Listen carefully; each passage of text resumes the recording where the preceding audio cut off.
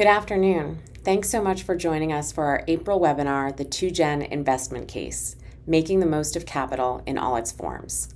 This timely conversation is part of a series spotlighting big ideas emerging from Ascend at the Aspen Institute. And today we are focusing on change capital, which is a key priority in our recent report on the history of 2Gen investments and the opportunity ahead. We know that leaders dedicated to supporting families are regularly showcasing their incredible creativity and agility in finding solutions to our most pressing challenges. And in a world where federal systems are rapidly reshaping funding priorities, organizations are adapting to sustain vital services, drive critical research, or even launch bold, innovative programs. And we know this demands not just flexibility, but a mindset of resilience and growth. So this is what we think of as change capital. One of our speakers today, and Ascend's founder, Ann Mosle, recognized that in 2025, we need a new approach to funding to achieve sustainable impact. Traditional funding models that only look at financial capital often struggle to scale and create systemic change. At Ascend, we're holistically focusing on the four components of change capital: talent, intellectual, social, and financial, to drive lasting transformative change. We're so lucky to have Dr. Raquel Hatter, an Ascend Fellow and Managing Director of the Kresge Foundation, join us for this conversation. Dr. Hatter has a long history of weaving talent, intellectual, social, and financial capital to achieve better results for families. She has served families and communities for more than 30 years in leadership roles across child welfare, juvenile justice, mental health, and human services systems, most recently as Commissioner of the Tennessee Department of Human Services. The work that she has done has been integral to advancing and deepening the 2Gen field throughout state and county-based organizations. Ascend Executive Director, Aspen Institute Vice President, and co-author of the 2Gen Investment Case, Ann Mosle, is here in conversation with Dr. Hatter. A few housekeeping notes. We are recording this webinar, and we will share the recording with our network this week. Please share comments and questions in the chat, where we will try to answer as many of your questions as possible toward the end of the conversation. A few of you also sent in a few questions in advance, which we hope to get to. Thank you so much for joining us, and now over to Ann. Hi, everyone. Welcome to an incredibly lively, inspirational conversation we're about to kick off in a second, where we're going to go deep on the 2Gen investment case, making the most of capital in all its forms. So here in Washington, sometimes you hear the word uncertainty a lot, challenging, but right now it's a great day in Washington, D.C., because I am here sitting with my friend, leader, visionary, partner, Dr. Raquel Hatter, for a conversation about transforming the lives of children and families and making sure the world does what's right for families. So, Raquel, Dr. Hatter, thank you for getting on the plane and making the time to be here for this conversation. There is literally no other leader that would be more inspirational and also more full of experience and depth to have this conversation about what the 2Gen approach means, can do, and the movement. And so we're blessed today, everyone. We're blessed. So before I jump right in with Dr. Hatter, I just want to remind us and sort of connect us a little bit on why we did the report, why the 2Gen approach, and why we have momentum and power and possibility behind us, even in what feels like extremely challenging, uncertain, and unprecedented times. It wasn't an easy road before, and we didn't expect it to be easy. So going forward, jumping in. So couple core assumptions when Ascend got started, and Sarah shared that background there, but there were a couple core assumptions that still hold true today. There's no one organization, certainly no one leader, sector or discipline that is going to be able to answer that question of what will it take to create intergenerational family economic security, educational success, and well-being. We also know that if we are going to be building on and building a new future and frankly building a future that we have yet to live and experience, we have to be clear-eyed and comfortable in addressing how we got here. And for Ascend, understanding the history and the complexity and also the clarity of where we are and how we got here so that we can go forward is extremely important. And that means understanding the historical, political, economic, and social constructs that we've lived in. And then lastly, it's also about ensuring that we are coming from a position of strength and valuing lived experience and see that as truly expertise and wisdom. And so why the 2Gen investment case? This is a report that documents, and we worked within a phenomenal group of practitioners in the field and funders who wanted to really take the moment to say what has been invested, what have we learned, and what have we accomplished, and most importantly, how can we build on that going forward? And so while there's a headline, and we'll talk more about some of the models and the examples of $500 million that has been unlocked for 2Gen informed and inspired action. That's $273 million at the state level in about 7 states. One of them was Tennessee. Yes. 114 at the federal level, and then more than $200 million by philanthropy that was focused on pilots or specific 2Gen initiatives in more than 35 states. But frankly, those numbers are small, and we're just getting started. And so we're really excited about $1 billion conversation plus, because it's time to fund with our values and fund for families' success and well-being. And so as Sarah said, change capital is not just about the money. It's about the talent, the intellectual, and the social capital. And so just imagine for a moment, what would the world look like if mission wasn't chasing money, but in fact, money was fueling mission? And so just thinking about that a little bit, I'm going to ask Dr. Hatter to share with us, kind of a basic question, but kind of an essence question. Why are two-generation approaches so important to you? Sure. First, I have to say thank you. And you said it was a blessing for you all. It's mutually a blessing for me as well to be here today with you. And I have a lot of other ascenders across this country who would have been just as great to have this conversation. I have to say that. And so, but I'm happy to be here because you and I haven't sat down together this close in such a long time. So I appreciate the question. And it's, in many ways, it's fairly basic. I mean, one, it centers families in a real way. It's not transactional. It actually centers families.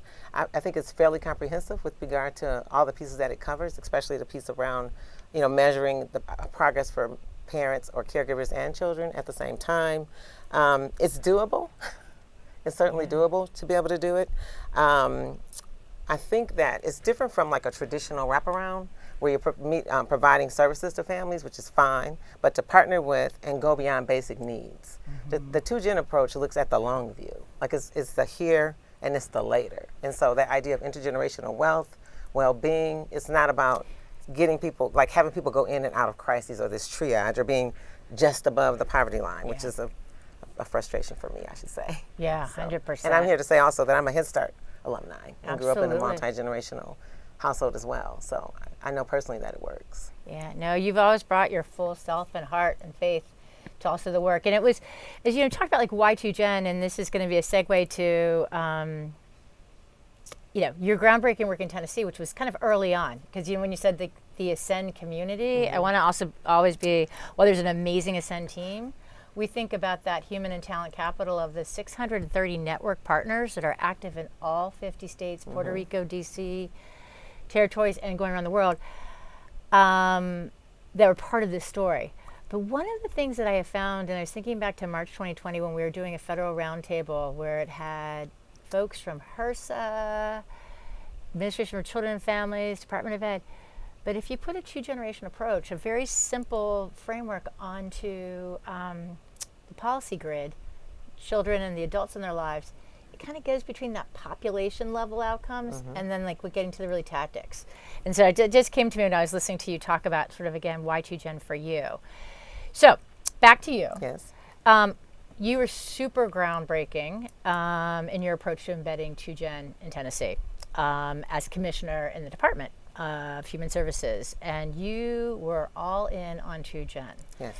And you were already making some really important waves and innovations in a good way in Tennessee.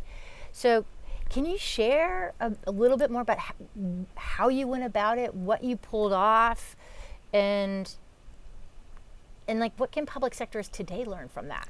I realize that was like 3 questions I asked As you. always, yes, I know. And so, what's interesting, we adopted this theme was 2G for Tennessee. What's interesting is it wasn't anything that we need to be convinced of. Not at the governor level, not at the department level, other cabinets were involved. What we recognize is that we as a department had to adopt it as a whole. Like it was a way of being. It wasn't a thing that you do. It wasn't a program. So it became like a part of the gray matter in the department. And what's interesting, that included calling you guys often. As you all would come to Tennessee, talk with our teams. We had various Resilient Families Forum, but we trained everybody. We prioritized the frontline folks first, the people on the service side. But our folks in contracts, procurement, IT, because we wanted people to recognize that it is true that they're there to ensure that contracts were meeting the things that they needed to do. But moreover, we really had the opportunity to support and partner with the families in Tennessee by making things happen for them. And a contract is just a mechanism, but it is not the thing. And so once folks started to realize that, they were really inspired. I mean, we had staff at all levels and across the country who were really inspired by the fact that it was more than providing benefits. We certainly appreciated being able to be there for families in that way, but it was more to it than that. When we recognized that part of the root cause of most of the people that were coming to the department was the issue of poverty and people not having sufficient resources. So that was something that was really important to us. We engaged families directly. We talked to them in person, on the phone. I talked to families specifically. Other people on the team talk with families. Our partners, we introduced it to them, and then they came on a learning journey with us. Some of the partners that I'll talk about later that you know about and now are a part of the Ascend Network. And I hadn't thought about how early it was. Yes. Because there's so many more now. And one of the benefits for us, we had several partners like Dr. Sarah Wadamura. She came out and talked to our team about toxic stress and the implications for parents and babies, all those pieces. Several folks that are a part of the network. Dr. Aisha Nandoro, of course. Of course. Has been one of our partners and learned a lot from her. So there's been a lot of folks. Kristen Lodell, when she was with Lyft, and now we work with Michelle and her team at Lyft. I can go on, several others in terms of folks I've met. I met while I was commissioner, and since then, in terms of how the work has continued. We also looked at a lot of the rules or regulations that would be a barrier to us being able to effectively implement 2Gen. One was really fundamental because at one point you could not get child care unless you were part of TANF. And that was a state level choice. And so we fixed that. Yes. Because we would meet parents all the time. It's like, look, I don't need this right now. There's a time maybe when I needed TANF, but today I have a job, I need child care. That's what I need. And so we had to, we talked to the team and we fixed that because we had the power to do it. Yeah. Well, and I had the great privilege as well as other ascenders to actually be there with you in Tennessee through different moments. And, I think often a lot about Tennessee and Colorado as really the two lead states, yourself and Reggie Bika. Sorry, Reggie. Reggie Bika. You better be on the thing. But no, APHSA. But it was a natural kind of innovation, but it really went into the heart of the culture of human services, as well as to literally how we're doing our business. And I'm curious, we can go there, but just both of you, when you're on that front end, how would you say how you've seen shifts in the public sector, kind of from the work you did at Tennessee, but also nationally, I would say, and I was thinking too that Betsy Delgado came out with us, and Sharice helped us with that down in Arkansas. I think that for public sector, one of the biggest things was recognizing families as partners. And really listening to them, not just to see. I mean, it's good to see if service was satisfactory, but it was bigger than that. It was like, what do we need to do different fundamentally from a system standpoint? And certainly the lobbies, the waiting areas, all those things were important. But it was also important to families if what they were wanting was happening based on their work with us and how we were positively contributing to that. So that was one thing. And then I think the other thing is that government. I mean, government really can't help. Of course, I'm biased. But I would say that we found out that we could actually be more agile. Like we could make things happen quicker if we needed to. It was, I think, mindset made a big difference. And sometimes, you deal with the old folklore or a rule that nobody can now find anywhere, and we're still trying to follow it. So we did, and then we also found that we had a workforce that cared and was interested. And they were accustomed to how we, be trained in terms of all the rules, which are important in terms of the compliance and eligibility criteria. But a lot of it, and as you know, was the how. Yeah. Like how you work with families, how you talk with families, how you listen to families, and how you demonstrate that you listen with families. And so that doesn't cost, actually. Yes. Yeah. Oh my gosh, no. And I mean, as you know, and it was really through getting a chance to work closely with you and also with Reggie, I think human service staff members and leaders, but from the front line to the very top, are some of our most unsung leaders that really, when you can connect it to mission and purpose, Amen to that. Amen to that. And speaking of Reggie, the work that he did in child support in Colorado, we used the documentary that they did in Tennessee with families, partners across the country, our staff. I mean, it was very impressive. So we definitely took a lot of lessons from Colorado as well. Yeah, well, and this is one of the things in the report for folks when they have a time to read about it, the work that Reggie did on looking at reimagining child support, starting with lived experience and then really bringing the two-generation approach is in there as part of a federal demonstration project, just as you'll see in Tennessee, where our friend Marjorie Sims would not love us if we did not lift up one of the principles of 2Gen, blending evidence and innovation together with some of the work you did. Also taking home visiting and the nurse family partnership into how you were doing the work with the agency, which also had some really great results. Yeah, it was great. We did what we called a 2Gen awareness campaign. And so we kind of traveled the state. We talked to mayors, different partners around the state, foundations, and community partners to let folks know that we were all in for 2Gen and wanted to see if they wanted to get in too. Yeah. And we got a lot of uptake. I mean, one lady, it was a lady in East Tennessee, I kid you not. She was a woman of means, and she wrote a letter to me wanting to start a program at Mississippi State around childcare for moms. Literally. I mean, and I met with her in my office. And next thing you know, we were all in on 2Gen for what she put forth, just a citizen. I love that. And just made me think maybe there's a book in here, All In for 2Gen, because even that's the part where at Ascend we have more demand than we can meet. And we're working in red, blue, purple states, urban, suburban, rural, different communities. And it's one, I think maybe because it speaks to family and the power of family. So, okay, now my friend, you've been at the Kresge Foundation for a while as managing director of the Human Services Portfolio and phenomenal team. Would love for you wove 2Gen into your work at Kresge. Can you share a little bit about your, what that was like going into philanthropy from your experience, as Sarah Haight noted in the beginning, but extensive experience in the nonprofit sector. Yes. And at the community level and at the public sector leadership level. Tell me how about bringing 2Gen to Kresge and what you've been doing there.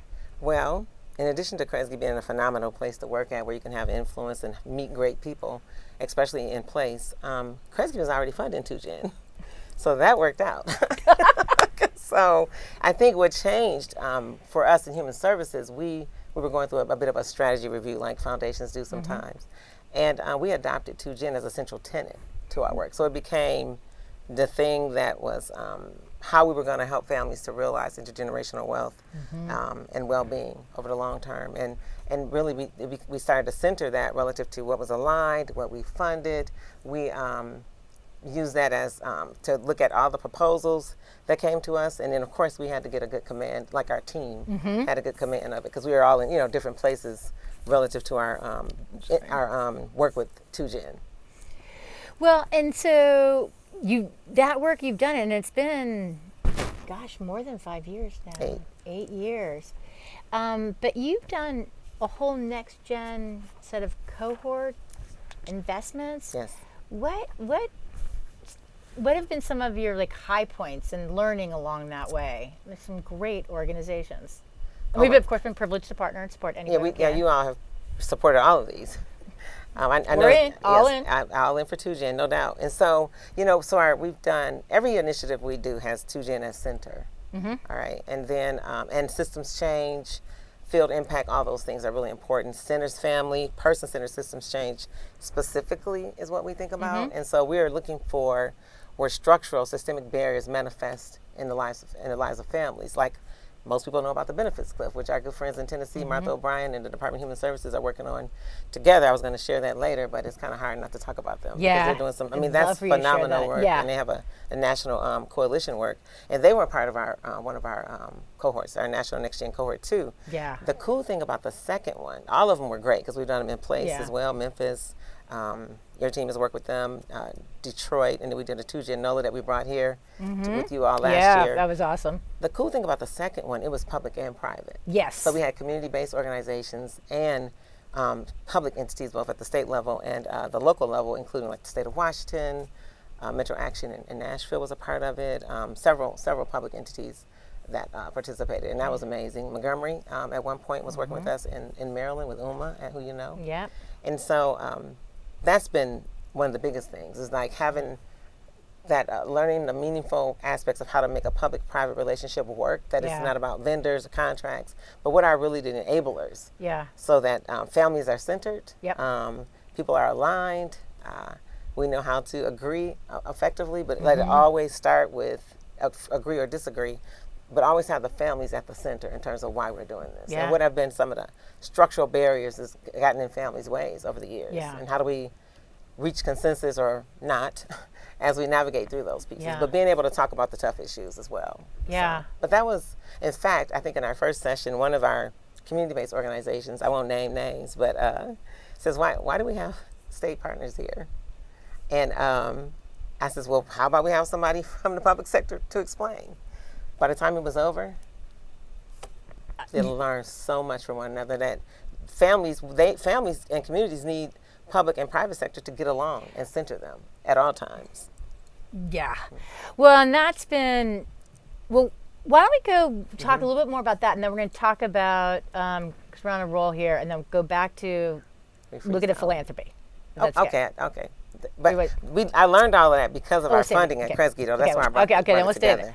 Yeah, so I would love for you to, I mean, because you've talked about both, because you've written a part, and I mean, you're on the advisory group also, like informing the 2Gen investment case.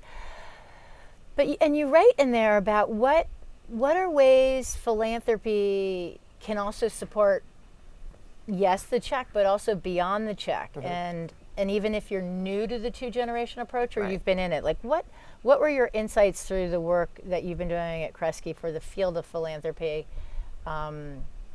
As you know, we want to bring more folks in to make a better difference for families. Sure. I think that, first of all, I love being a part of the 2Gen Funder Affinity Group. I learned a lot with all those folks on that call for that year, and then It's a great when we group. had the convening here. But I think that we actually have something on our Next Gen website for the second cohort that Joelle, who was like a lead on this at Kresge, we worked on together. But it had a lot to do with, I think, co-creating has been a lesson in terms of, this is, of course, as it relates to funding, but that is something that we certainly have learned. Being able to listen for strength-based. Yes. And another piece is making sure we actually understand it, because it's hard to, do thought partnership or fund it, because you could see that folks are doing all the things like in the domains, but if you don't check for the principles, I mean, it's a fatal flaw, is what I'll say. Yeah. If the principles aren't there. And then I think that there's anybody who's invested in children and families, there's somewhere for you to be supportive if you're in philanthropy, including as thought partners. I mean, I've gone to meetings with some of your folks, Yeah. with different folks at ACF or other foundations and whatnot as a support. But I found that the funders, of course, that I've met along the way really believe in what's happening through 2Gen, and specifically, I guess the families are the ones who I really follow their lead, and you all have a lot of engagement, not just through organizations. I mean, you work directly with parents and families Yeah. here at Aspen. Yeah. Well, and I sometimes forget, and having been in philanthropy, whether it's at the Kellogg Foundation or more community-based philanthropy, the power of lived experience and actually listening and then responding feels so instinctual to me, but it is one that it's been really inspiring to just, and humbling to be part of the work over the past, almost 15 years that has really said, let's go from maybe certainly including parents and caregivers at the table, but to now it's actually becoming part of the governance conversation. Absolutely. Which really is then about the power conversation. And, I'd be curious about because it started to spread throughout government, even in organizations. Like, are there examples where you've just seen how it's changed the conversation, or more importantly, the results? Well, I'll mention again Martha O'Brien Center in Tennessee. I mean, because share more about that one, because it also gets to a really challenging issue, benefit cliff, that we yes, all were like, and they're we've been all talking over about that it. they're smoothing fixing it. They're demonstrating how it can be Yes. fixed if we want to fix it. Yes, I think it's a From beautiful system story. standpoint, Yeah. absolutely. I mean, but they're fully aware, based on the work that they've done for years in Tennessee, about what families face when it's time, when they have the opportunity to get a raise. Yeah. And then they'll lose a significant benefit. And it's seen as there's myths about it in terms of stereotypes, which I don't want to repeat because I learned you shouldn't do that. But instead, there would be a bit of I would call it a penalty for progress. Yes. And so by them helping families, they're really helping families to reach a point where they don't necessarily need these services any longer, helping them to be able to address the cliff at each point, and proving that in the state of Tennessee, and several other folks around the country are following their lead. And so that's really exciting. Yeah. Because that's a tough one. That's a really tough one. That's a tough one, and it's one where I think it's such a great example, and it's happening in a couple other places like Massachusetts. Now there is, but a problem that has been made no sense for forever. The second you get some progress, then we're going to take away your childcare, take away your housing, and let you tumble down, versus having a logical path forward. And it's been decades it's been talked about. And I think now is the time when we're seeing some of this extreme disruption, I'll say that broadly, to be bolder in what are the solutions that we think we can drive through right now. And thinking about that, I've shared a little bit, not a lot, but Ascend has been really doing our strategic direction and goal setting for now, really through 2030. Because we're going to get to 2030, and it's going to be beautiful. Channeling. And, at that part, I think that Ascend was founded with this belief that no one sector could do it alone. That's right. We had to have our values for Ascend, abundant and ambitious mindset. Equity is our moral center. We don't look for political centers, and we look for mission fits. Honor lived experience, and together we go further. And so we are really working to shape up from reports like this and co-create what has been a portfolio of solutions, really into architecting a blueprint for the future of families and economic and social well-being and prosperity. And it's got to be community, public, and private.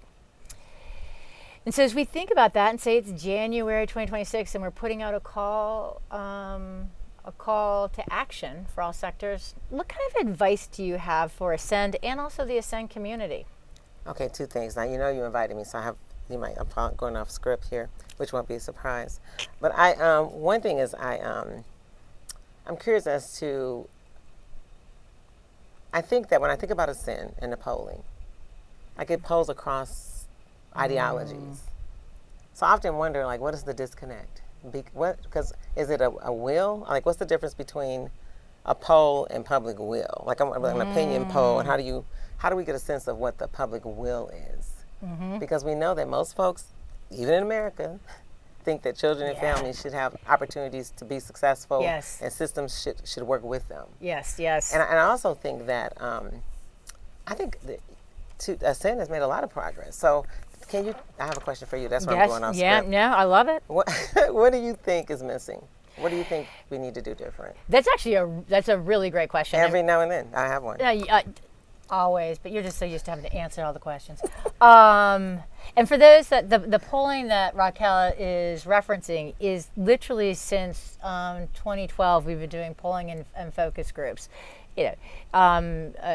it's like every 2 to 4 years, but across the board, and it's been bipartisan polling team always, but the exit polls have demonstrated an unwavering cross-party support for the two-generation approach is one of the most promising and effective ways to break the cycle of poverty. And so it's a really good question. I think one of the big parts for us at Ascend is to actually embrace our power with purpose. And I share that more because there's a lot of talk about power and organized power and where power should be or not. And it's I am truly one that is about power for purpose, not power for the sake of power. That's dangerous. Yeah. Yeah. Well. Yeah. But if you have this, and so for us, in our way of working, I do think we've been sort of building learning and action communities. I think the 3 things we have to do: activation, and take our same principles that we have for when we do the two-generation approach, or from children and adults together, on our lived experience, evidence and innovation together, and of course embracing equity. It's how are we we have more than 600 partner organizations who share one North Star. They do it a little bit differently on the continuum, but what does it look like? And they're very diverse, from United Ways, Head Starts, state agencies, county agencies, inside, outside, philanthropy, and then also parent advisors and also some of the philanthropists. And so what does it, really activating that network based on what families need, want, and deserve, and here are the solutions, here they're straightforward, but how to do that in a way that is really targeted at the state and local level. Okay. I think Washington's going to be, I'm pretty certain we're going to see more of what we're seeing. And I really always believe innovation and action happens at the community state level. That's right. Okay. So I think there's that part there, but I do think we have to put a call out, and we have to claim the power of our ideas, the power of our purpose, and give, and that's collectively. But then really build the investment case. I mean, we've been saying at Ascend, this is $500 million. Well, this is really, if we fund with our values and our priorities, there should be $1 billion investment in whole family approaches if we're really going to ensure that all families get to achieve their dreams. Right. Yeah. Candidly, I don't think it's a hard sell. But I mean, we've been supporting this work for many years. The other thing I'll say about Kresge specifically, though, is place matters. Yes. Yeah. There's so much infrastructure, human infrastructure, the people, the movement folks, the grassroots folks, the direct serving. We have to create or support, I should say, people in their vision for their own communities, and what makes sense for every place is different. Facts, right? And so that's another thing that we found to be really important. And 2 other examples that you might want to consider, because I'm thinking it's accelerating the uptake more so. Because I think there's a lot of activation happening in 2Gen, and we might see even things that you may not be, because so much going on in the country. But there's a lot of good things happening in spite of so many things that have happened. But for example, you're probably familiar with RX Kids in Michigan, is in Flint, and that's a public-private partnership as well. Yeah, say a little bit more about that, because I think that's that's amazing, right? Yeah. And the RX Kids in Flint is a partnership with Michigan State, Hurley Medical, MDHHS, several funders, and Dr. Mona Atisha and Luke, Dr. Luke from University of Michigan. That's something that we're supporting. It's a good example of innovation, ingenuity, and helping to support families during that first year of life and during pregnancy, for moms specifically. And then also, I think you've met some folks from the Michigan Department of Health and Human Services recently, and they partner also with the Michigan Federation for Children and Families, who are new network members, and they work a lot with child welfare organization, and they are implementing 2Gen throughout their organization, and the state of Michigan is partnering with them. These are really good things. These are great things. And all of that work that's important to us at Kresge lands in place and in community. Yes, yes. I love that. And that weaving together, I mean, I think some of it is also, it's interesting, is the packaging of the solutions so that they can actually, the uptake can happen more swiftly, but yet still with intention. Because there's really good work happening, and we have so much about the challenges. And if really lifting up and packaging this so it can spread in the right way for different communities. Correct. No, I agree. And I think that we also need, and the other thing about 2Gen is that is culturally, you can make it can apply to whatever culture you're in, like whatever your beliefs are, how things work for your community. We learned that from some of our friends in Hawaii, especially in Puerto Rico. Honolulu. And so, but I think that it's agile. Yeah. It's flexible, and then I think over time, because this is what we do with our partners and what we've learned, that technical assistance and being able to go back and measure progress for an organization, like how it's moving up that community from, for up that continuum. There's the one about awareness, and then you get to organization, community, strategy. That's been very useful to us as a funder. Like we can see people can do their own assessments, and then we can see where they may need help at. They let us know. Yes. But all those tools are very helpful. Now, I think you have so many tools, you know that. Yes. Yeah, I got a host of things, and I think we may need more TA partners, honestly. Yeah, no, I agree. I mean, that goes to a piece where, like, when Ascend was created, did not create an organization. Right. It was a big bet with about $10 million from an amazing philanthropist, and Kresge was on the early edge. Yet, it's not about one organization. And like I will often say with the Ascend team is, at the end of the year, like, yes, we want Ascend's team to be thriving, but we live out in the field. Right.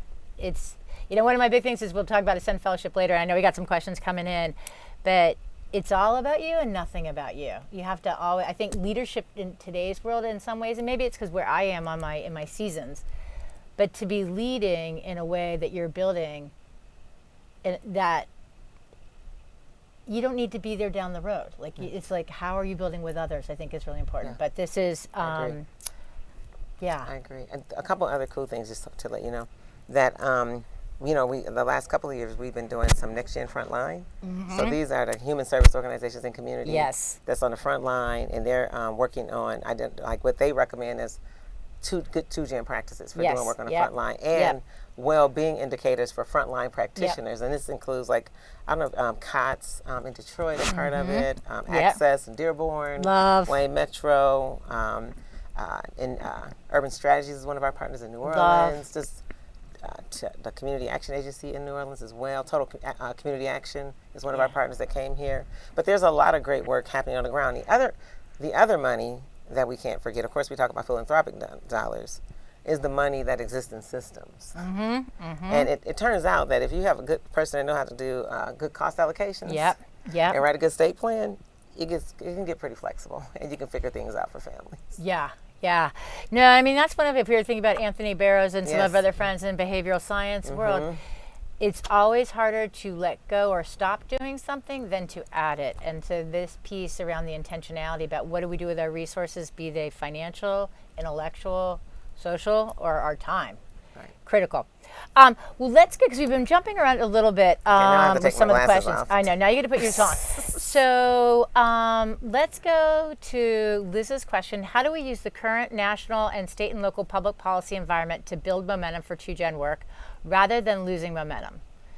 2Gen shows great results over time. How can we make sure that it also makes good short-term sense? So I'm going to pose that question to you, Raquel. Well, I think we can't relent. I mean, I think that every conversation we're in, I think that we have to work closely with state and local policy to create collective agendas. It is absolutely the case that you can't go the long haul if you're not doing the short term. I mean, absolutely, 2Gen is a now and later approach. I'm not just talking about the candy, right? Yeah. But it absolutely is a now and later approach. And I think this, in many ways, the question is answering itself. We are the only ones. Yeah. That the supporters of 2Gen are the only ones that can let it lose momentum. That's well said. I mean, I'm just fundamentally. All right. You keep the funders coming. We'll keep the human diamond. Yeah, but yeah, we, not make just, it the case. I mean, I'm teasing. You know what I mean, though. I do. No. Yeah, and totally. And you know I'm for real, right? Yeah. So I'm saying, that we all, families, funders, whoever, wherever we sit, if we all believe in this, the people who believe in this work, are going to have to be the people who do not let it die. Yeah, and the part where we were always so intentional. The two-generation approach is not a new idea. Right. I'm Head Start Indigenous, alumni. Head Start, Settlement House, Yes. Indigenous. It is truly, but there's been some modern work Yes. attached with values and innovation. And two-gen, I actually think is also really important. It's a mindset, it's an approach. It is not a statement you have to do it this way or that way. No. It is a way of thinking and seeing and being. You know, I think we should, like, I wouldn't spend a lot of time trying to have a debate about whether it's always been done. I know that it can be done better. We always build. And with that intentionality, and especially with that emphasis on the whole family, and not like you're working with the parents just because you're serving the kids. Yeah. Like, it has to be a concern about the whole family, both, right? And with that long view around intergenerational wealth, those aren't necessarily conversations that were being had years and years ago. Yeah. But again, I'm a Head Start alumni, so I appreciate the original kind of two-gen too. You made me, I had a little breakthrough thought, but I'm going to hold on did? that because I want to make sure. There was a great question that came in from Phoenix. But, so Raquel, how to support a client in workforce to ensure their success and prepare them during employment and loss of benefits, and implement supportive services when benefits drop, impacting the household income? You know, that's a tough question because I think it has a lot to do with place and where someone is and what the resources are. I think that a lot of it is planning and anticipation to the extent that it's possible with regard to resources that are available in the state. Some of the funding streams offer what's called diversion support or one-time support for folks. So I think it requires whoever's working with the family to be highly resourceful regarding what's available to them. Yeah, and you know, I do think there's been different parts when we're thinking about the benefit drops and the impact. There's a piece around the social capital that, you know, I don't want to over or underplay it, but the social capital that can both be in social capital parlance, homogeneous social capital, really within the communities, both like physically, but also more like experientially. People are close with different ways to pull together on collective support in community, which obviously great resilience and strength, and especially in communities of color. And yet the opportunities to what are ways with heterogeneous social capital to also build bridges and relationships that can also open up new doors and opportunities. Even when I think about the woman that you mentioned in Tennessee. But like, I do think this is a time for employers to also be looking at how they partner in new ways, because they are going to need a workforce. They're going to need childcare. Right. And they're, while we're in a time of potential self-inflicted economic shocks, they're still going to need workforce. And so I don't know, like, your work with employers, any insights from that? Our partners, we are seeing employers through partners come to the table, especially around the benefits club. Yeah. I mean, because employers want employees to be able to be at work and stay at work. And then we're also seeing more understanding and interest in addressing the issue of childcare as well. So I think one of the ways to engage employers is as partners. And I think just as anybody you want to be a partner with, you kind of got to go in with a hand, like to partner on. So really understanding that approach, I think, and getting employers, because honestly, they often don't know about these choices. Like they may be trying to give someone a raise, and then they may not take the raise, and then that could be interpreted as an employee that's not doesn't have initiative or is not proactive. But your average employee is probably not going to come in and say, I'm getting food stamps, I'm getting this benefit. If I do this, this will happen. They're probably not likely to do that, because most folks don't want. If they want employers to know just what they need to know. So, but the reality of it is that policy groups and organizations on the ground can help employers to understand what they might be experiencing in their workforce. What we know for sure is that there are some amazingly talented people in all these communities that have not been tapped, or have been tapped, but not to their full potential in terms of what they can actually contribute because of some of these systemic barriers that get in the way.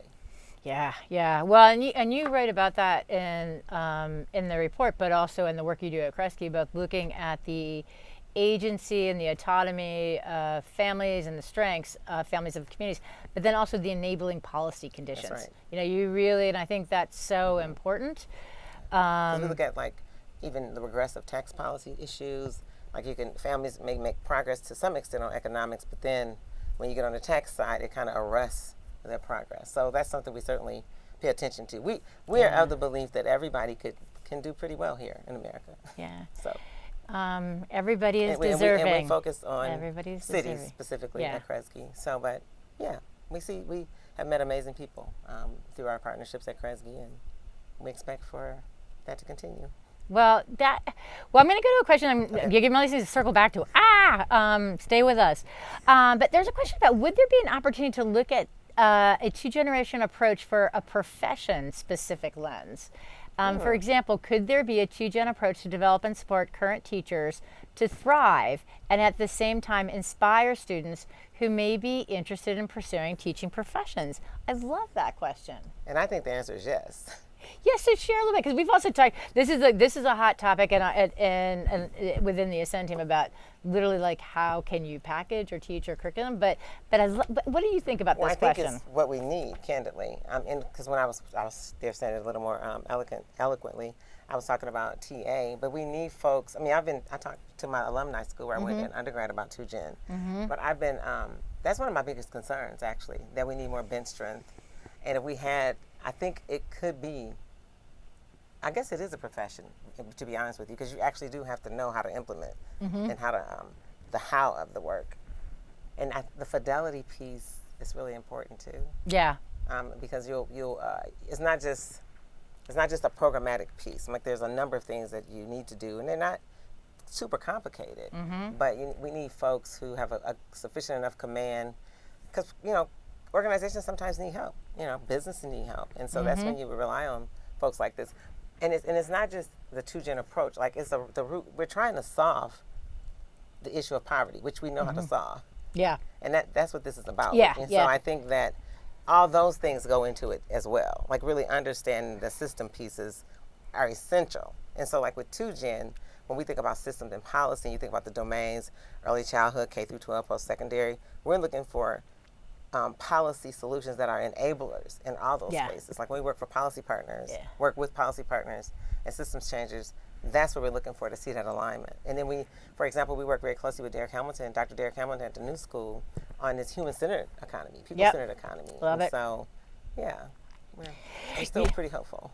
Yeah, no, and I think, part of it, and you raised this earlier, and I'm thinking about Andrea Levere, and also who's been working closely with Sharice West-Scantlebury, two other Ascend Fellows, family love.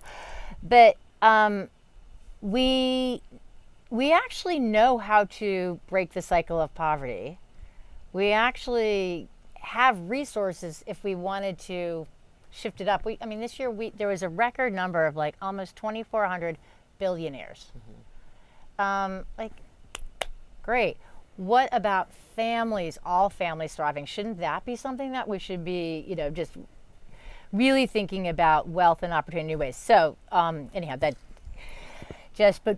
getting the political will, and the political will from all sectors. And so Andrea Levere, who put in a question about how do we leverage the commitment to 2Gen approaches to advance the delivery of enterprise capital.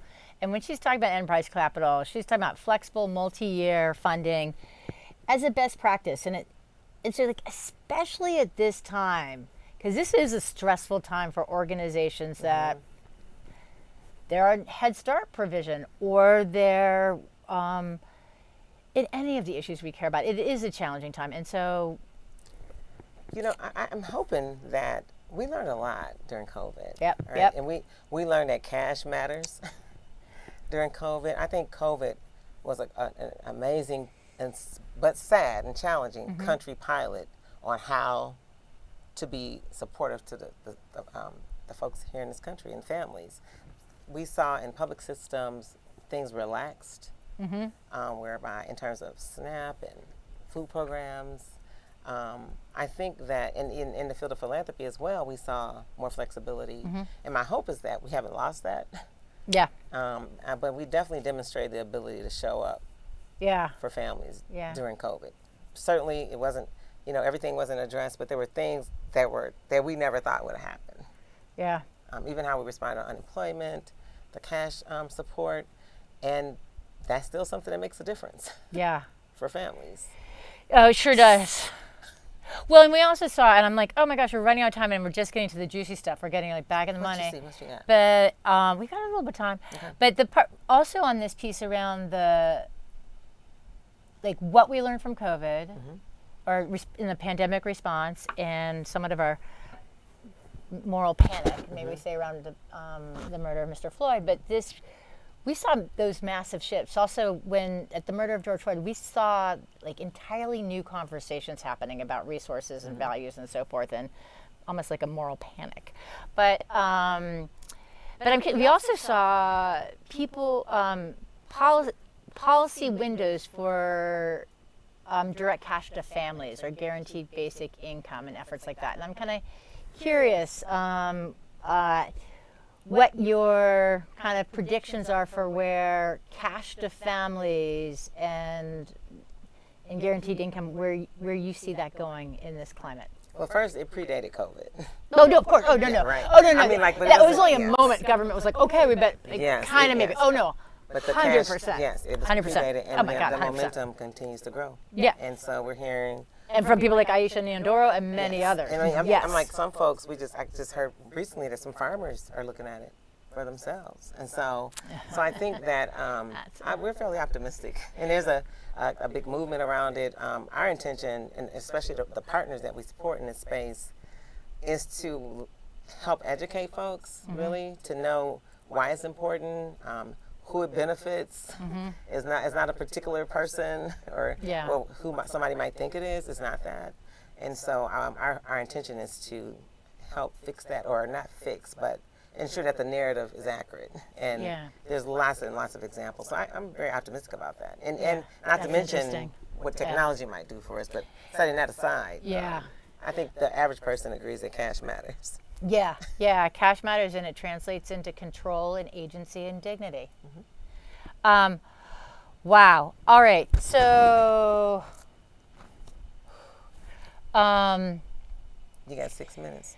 we got 6 minutes. And so there's another part with Andrea Levere's question where this was not necessarily in your question, Andrea, but she had a really provocative quote, and then also a paper out there on work she's been doing about, for the love of democracy, please fund institutions.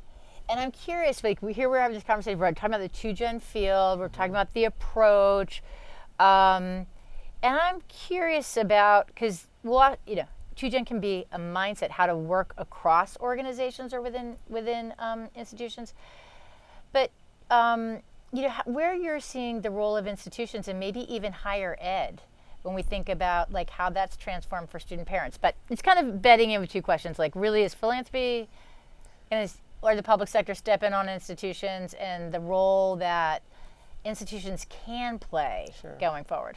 Well, one, as you know, and I know we're almost out of time, we had the initiative Boost, which was about post-secondary and community-based organizations. I think that was a 3-year program. You all helped us with that as well.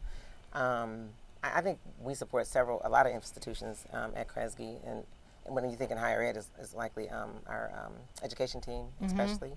And of course, I talked about Dr. Hamilton's work with the new school. Yeah. So we learn a lot from various institutions. Yeah.